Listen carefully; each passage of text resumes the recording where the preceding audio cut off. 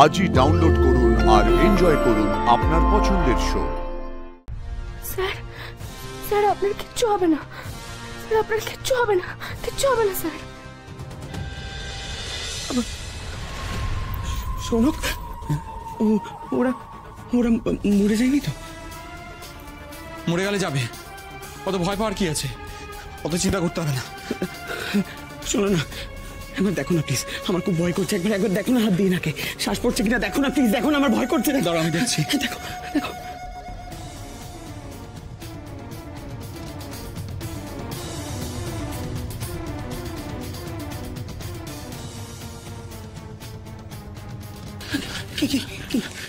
বেঁচে আছে, বেঁচে আছে, কিন্তু এদের মরে যাওয়াই উচিত ছিল।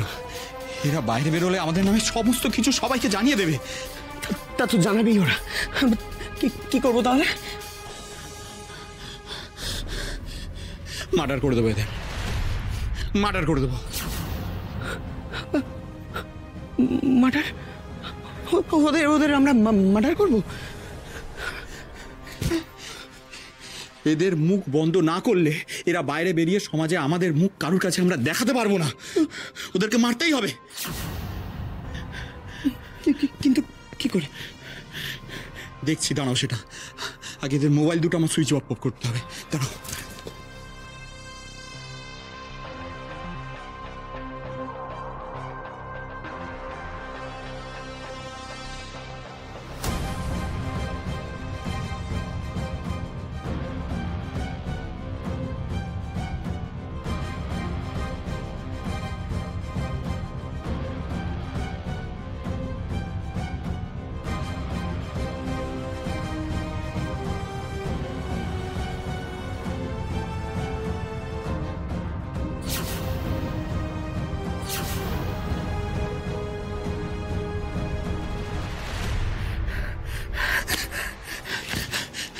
না, এভাবে হবে না, আমাদের অন্য কিছু ভাবতে হবে। কি কি কি কি ভাববে বলো না?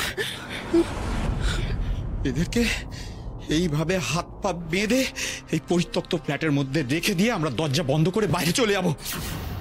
এরা এখানে মরতে বাধ্য হবে। এত রাত হয়ে গেল, এখনো ফিরছে না কেন? আর দেরি হলেও তো আমাকে ফোন করে সবসময় জানায়, তাহলে ভাল লাগে না। ওই মেয়েটাকেও তো আমি দেখলাম না বাড়িতে, কোথায় গেছে ও? ও, তার মানে আমার ছেলেটাকে রাতের বেলায় নিয়ে ও চড়তে বেরিয়েছে, এই ছিল ওর মনে। আমি আর পারছি না, কোথায় নিয়ে গেল আমার ছেলেটাকে? এই মেয়ের সঙ্গে থাকতে থাকতে কোনো বড় অঘটন না ঘটে যায় আমার ছেলেটার? কি হবে ঠাকুর?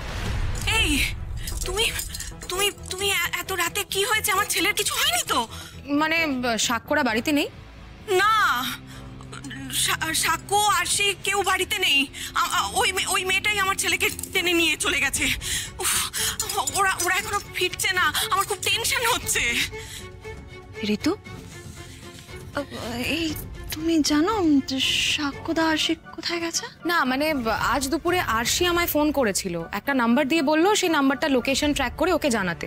আমি জানালাম, তারপর বেশ কয়েকবার ওদেরকে ফোন করেছিলাম কিন্তু ফোনটা ধরেনি। ভাবলাম হয়তো ব্যস্ত আছে সেই জন্য, তারপর আর কথাও হয়নি আমার।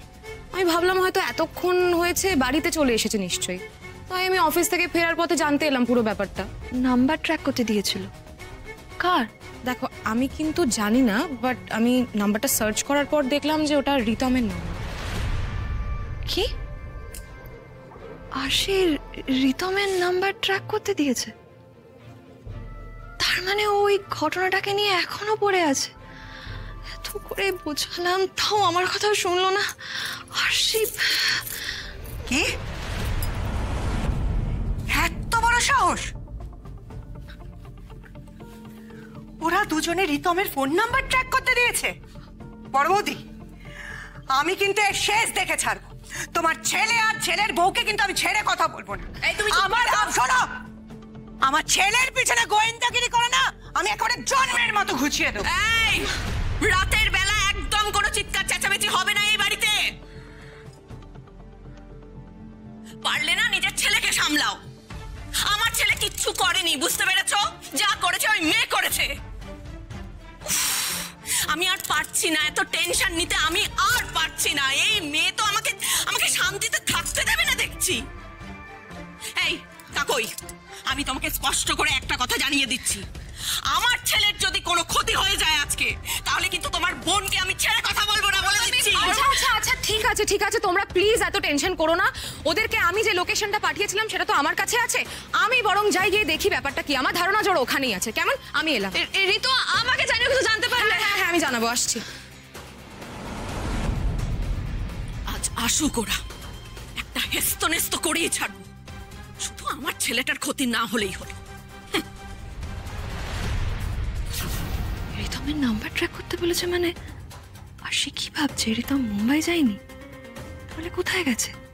আর সেটা কি এখন সেখানেই আছে?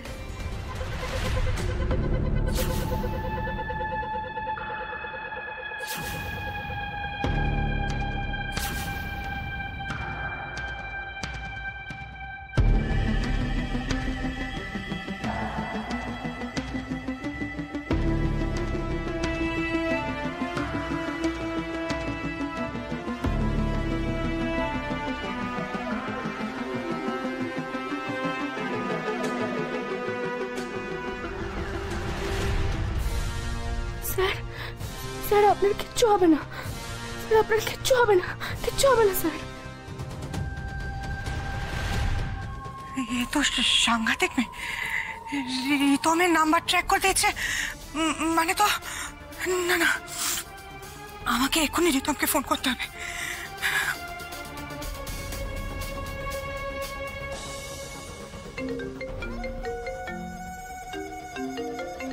না এতবার করে ফোন করে বড্ড বিরক্ত লাগে। এতবার ফোন করার কি আছে? কেটে গেল, তার মানে আবার বিপদ তো হলো না তো আমার ছেলেটা?